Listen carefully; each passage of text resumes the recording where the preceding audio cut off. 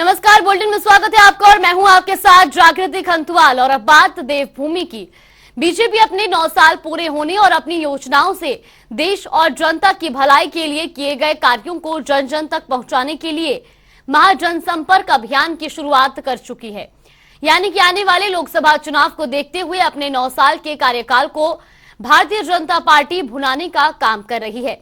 अपनी स्थिति को मजबूत करने और जनता के बीच अपनी पकड़ बनाए रखने के लिए पार्टी ने ये निर्णय लिया है कि वो 30 मई से 30 जून तक पूरे देश में महाजनसंपर्क अभियान के तहत रैलियों का आयोजन करेगी और इन रैलियों के माध्यम से अपने कार्यक्रमों को जनता तक पहुंचाएगी। सालों का जो कालखंड रहा है, इन 9 सालों के कालखंड में जहां भारत के अंदर गरीब कल्याण के लिए, यानी कि जो गरीबों के उत्थान के लिए, गरीबों को आगे बढ़ाने के लिए अनेकों योजनाएं जो माननीय प्रधानमंत्री जी के कालखंड में प्रारंभ हुई हैं, उन सभी को ये जो आज यहाँ पर प्रदर्शनी लगाई गई है, इस प्रदर्शनी के माध्यम से जन जन तक पहुँचाने का काम होगा। क्योंकि यथार्थ में अगर हम देखें 2014 और 2014 के बाद से लेकर 9 सालों में जितने काम हुए हैं वो आज़ादी के जितने कालखंड हैं उससे कई गुना ज़्यादा हुए हैं हर क्षेत्र में। और इन 9 सालों में भारत की वैश्विक पहचान बढ़ी है, भारत का मान सम्मान बढ़ा है। देखिए, हिमाचल और कर्नाटक में हार के बाद भाजपा कहीं न कहीं तो सकपकाई हुई है और इसी संदर्भ में ये लोग महाजनसंपर्क रैली शुरू कर रहे हैं और निश्चित तौर पर इसका फ़ायदा भाजपा को ज़रूर होगा। वो इसलिए कि ये पूरे देश भर में प्रेस कॉन्फ्रेंसेस करेंगे, रैलियां करेंगे और इन रैलियों में खास तौर पे भाजपा के बड़े नेता हमारे प्रधानमंत्री नरेंद्र मोदी जी, अमित शाह जी, जेपी नड्डा जी और योगी जी वगैरह जनसभाएं करेंगे। तो वहीं केंद्र सरकार के 9 साल का कार्यकाल पूरा हो चुका है। वहीं दूसरी ओर आज से प्रदेश भर में महाजनसंपर्क अभियान की शुरुआत की जा रही है, जिसको लेकर प्रदेश प्रवक्ता नवीन ठाकुर ने कहा कि केंद्र सरकार के 9 साल का कार्यकाल उपलब्धियों भरा रहा है। आज से प्रत्येक लोकसभा में कार्यकर्ताओं और सोशल मीडिया प्रभारी आम जनता से संवाद करने का काम करेंगे। उन्होंने कहा कि 30 मई से कार्यक्रम की शुरुआत हो चुकी है और आने वाले 30 तारीख तक प्रदेश भर में तमाम सारे कार्यक्रमों का आयोजन किया जाना है।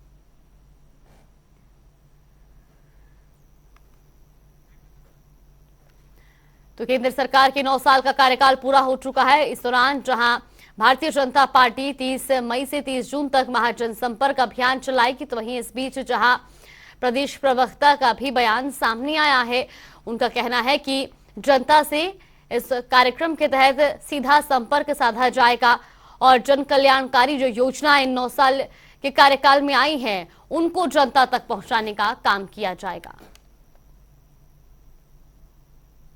प्रदेश के मुख्यमंत्री पुष्कर सिंह धामी के जरिए अवैध अतिक्रमण हटाने के खिलाफ जिस तरीके से कार्रवाई की जा रही है, उसकी वजह से सीएम धामी की देश भर में सराहना भी हो रही है।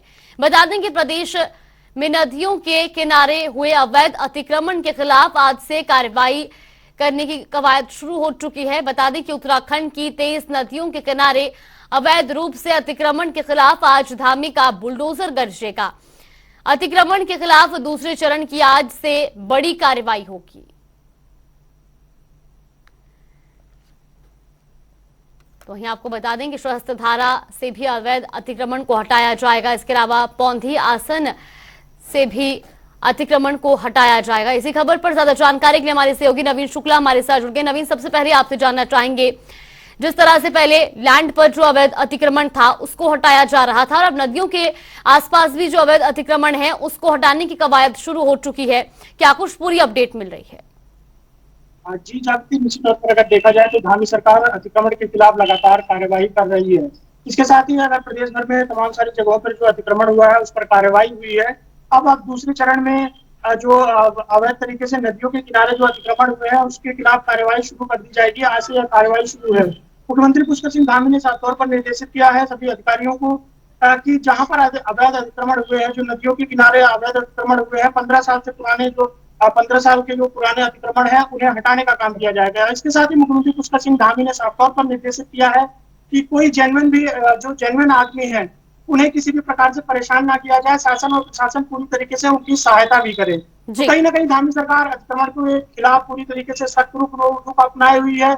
चाहे प्रदेश में अतिक्रमण की बात की जाए या राजधानी देहरादून के अतिक्रमण की बात की जाए, मुख्यमंत्री पुष्कर सिंह धामी हमेशा सख्त रुख अपनाए हुए हैं। और अब जो नदियों के किनारे जो अतिक्रमण है गढ़वाल और कुमाऊं मंडल में उसमें उस अतिक्रमण को हटाने का काम किया जाएगा। इसके साथ ही तमाम सारे इसकी तैयारियां भी कर ली गई हैं। सबको निर्देशित भी किया गया था कि जो लोग नदियों के किनारे बसे हुए हैं वह अपने सामान और अन्य चीजों को हटाने का काम भी कर लें।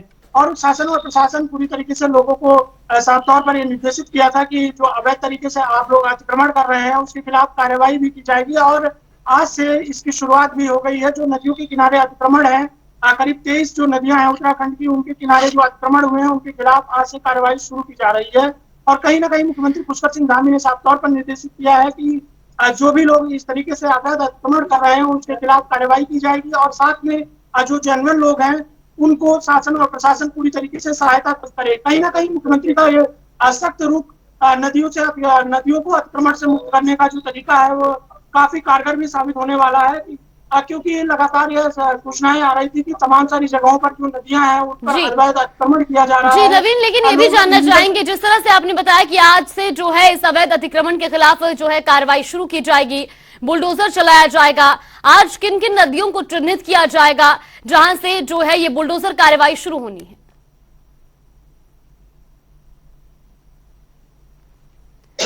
नवीन, आप तक आवाज पहुंच रही है?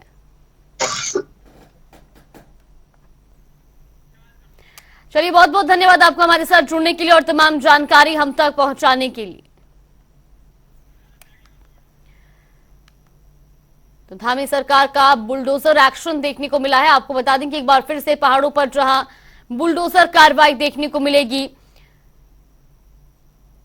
अब नदियों पर अवैध अतिक्रमण को हटाने की कार्रवाई शुरू की जाएगी।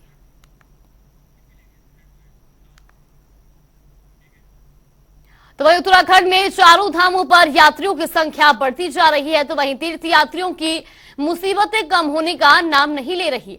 खराब मौसम की वजह से बद्रीनाथ, केदारनाथ, गंगोत्री और यमुनोत्री चारों धाम के दर्शन के लिए तीर्थ यात्रियों को भारी परेशानियों का सामना करना पड़ रहा है।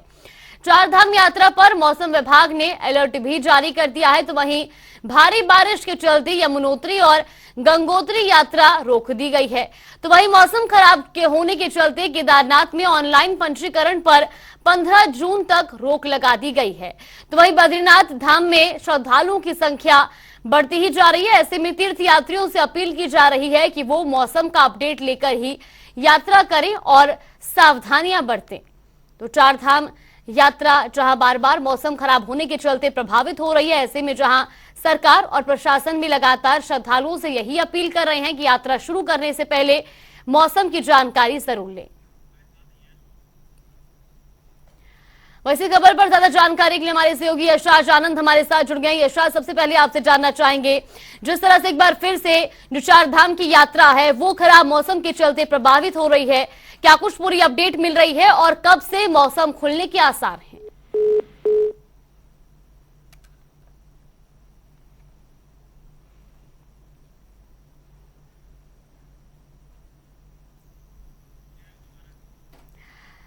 चलिए, यहाँ पे यशराज से संपर्क टूट गया है, दोबारा संपर्क करने की कोशिश करेंगे। तो एक खबर आपको बता रही, जहां खराब मौसम के चलते चार धाम यात्रा एक बार फिर से प्रभावित हुई है। वहीं आपको बता दें कि केदारनाथ में बर्फबारी हुई है, ऐसे में लैंडस्लाइड का खतरा भी बना हुआ है, जिसके बाद यात्रा को एक बार फिर से रोका गया है। साथ ही आपको बता दें कि ऑनलाइन पंजीकरण जो है वो 15 जून तक रोक दिए गए हैं। एक बार फिर से हमारे सहयोगी यशराज आनंद हमारे साथ जुड़ गए हैं। यशराज, सबसे पहले आपसे जानना चाहेंगे, एक बार फिर से खराब मौसम के चलते केदारनाथ यात्रा या चार धाम यात्रा जो है वो प्रभावित हुई है, कब तक मौसम खुलने के आसार हैं? जी बिल्कुल, जैसा कि मैं आपको बताना चाह रहा हूँ जागृति कि 22 अप्रैल जब से चार धाम यात्रा की शुरुआत हुई है, केदारनाथ यात्रा की शुरुआत हुई है, तभी से उसके कुछ दिनों बाद से ही मौसम लगातार आंख मिचौली खेलते जा रहा है उत्तराखंड में। तो वहीं यदि आप बात की जाए मौसम की, तो मौसम लगातार कहीं बर्फबारी हो रही है तो कभी तेज हवाएं चल रही है, क्योंकि केदारनाथ धाम, बद्रीनाथ धाम, गंगोत्री, यमुनोत्री, यह सभी काफी हेमकुंड साइड की यदि बात की तो कभी ये काफी ऊंचाई पर स्थित है, इसलिए यदि इतनी ऊंचाई पर बर्फबारी होती है, जाने का रास्ता यहाँ पर कठिन है, पहाड़ों को काटकर बनाया गया, तो वहां पर जाना दुर्लभ, अपने आप में दुर्लभ है भी।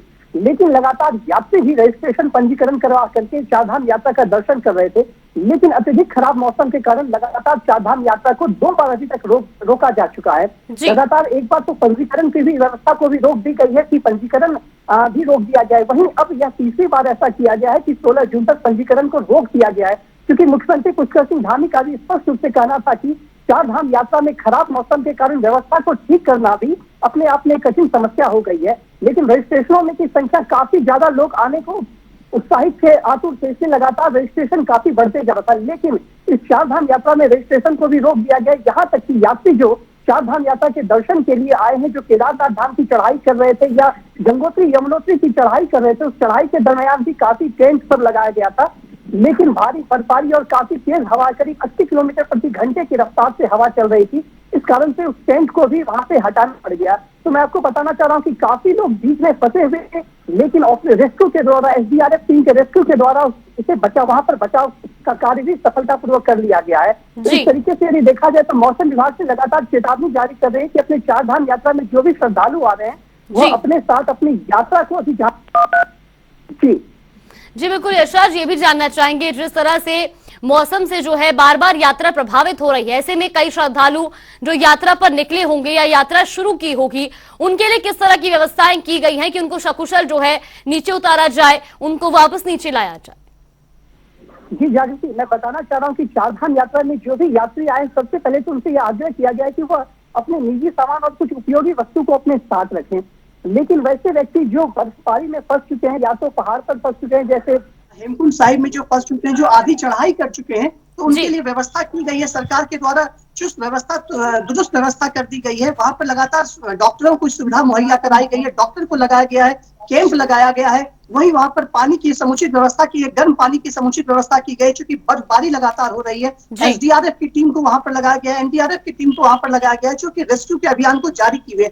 दिन रात वहां पर सैनिकों की भी व्यवस्था की गई है, दिन रात एसडीआरएफ टीम और सैनिकों के द्वारा लोगों को रेस्क्यू करने का काम किया जा रहा है। और वहीं पर होटलों की भी समुचित व्यवस्था कर दी गई। होटल में भी लोगों को यह कहा गया है कि अपनी यात्रा के लिए भी होटल को ना छोड़े, जब तक कि मौसम विभाग के द्वारा जो चेतावनी जारी की गई उसे समाप्त ना कर दी जाए। तो लगातार मुख्यमंत्री के द्वारा और वहां पर अधिकारियों को लगातार पहाड़ के दौरे को भेज दिया गया है, लगातार हेलीकॉप्टर के द्वारा बेहतरीन व्यवस्था को देखा जा रहा है, उस पर जायजा लिया जा रहा है। तो मैं आपको बताना चाह रहा हूं कि लगातार जो व्यवस्था हो रही है, इससे काफी यात्री को भी कुशलतापूर्वक निकाला जा चुका है चारधाम यात्रा में जो फंसे हुए हैं। तो इस प्रकार से व्यवस्था की जहां तक बात की जाए तो वो चाहे चिकित्सा की व्यवस्था की जाए, चाहे खाने पीने की, सारी व्यवस्था अच्छी दुरुस्त कर दी गई है। जी बिल्कुल यशराज, आप बने रहिए हमारे साथ, लौटेंगे आपके पास। वही खबरों में आगे बढ़ेंगे जहां उत्तराखंड के चमोली जिले में स्थित विश्व धरोहर फूलों की घाटी आज से पर्यटकों के लिए खोल दी गई है। घाटी के पैदल रास्ते पर 2 जगह पर भारी हिमखंड पसरे हैं।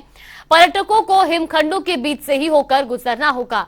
87.50 वर्ग किलोमीटर में फैली फूलों की घाटी हर साल पर्यटकों के लिए 1 जून से खोल दी जाती है और 31 अक्टूबर को बंद कर दी जाती है। यहाँ देश विदेश से पर्यटक आकर घाटी की प्राकृतिक सुंदरता और करीब 600 प्रजाति के फूलों का दीदार करते हैं। यहाँ मुख्य रूप से ब्रह्मकमल, फिन कमल, बालू पॉपी, ब्लू पॉपी, मॉरिसियस और मैरीगोल्ड, गोल्डन रॉड सहित कई फूल खिलते हैं। तो ये तस्वीरें भी आपको दिखा रहे हैं जहां एक बार फिर से फूलों की घाटी जो है वो खोल दी गई है।